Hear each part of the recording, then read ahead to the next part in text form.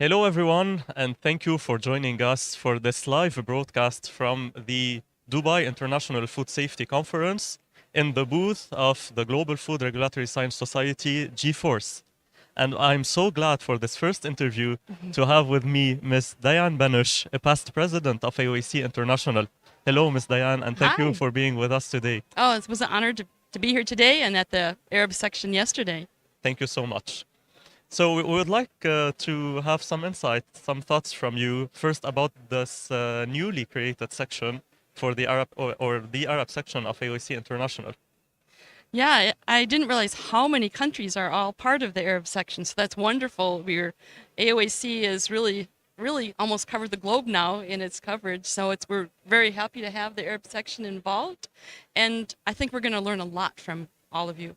Thank you so much. Same for us. So we're so glad to be involved in this initiative and to be part of this most esteemed institution, the AOAC International. So yesterday we launched officially during the first annual meeting the Arab section of AOAC International with the presence of the AOAC International leadership. So what are your expectations for this newly created Arab section? How this newly created section can be more involved in the AOAC International activities on the regional level, but also on the worldwide and the global level? Yeah. So we talked at the section meeting yesterday about the main global standards organizations. AOAC is the oldest, and then ISO is also a standards organization that AOAC has a partnership with. So we work together on standards. And I just feel that each country seems to have followed different standards or have their own standards, which is typical, and that maybe collaborating on consolidating the standards that we focus on would be really helpful for both you and for the rest of the world, for trade, etc., for you and for them to trade with you. Thank you so much. So one of the main outcomes we had yesterday at the end of our first annual meeting was to start working on the harmonization of analytical methods applied in the Arab region.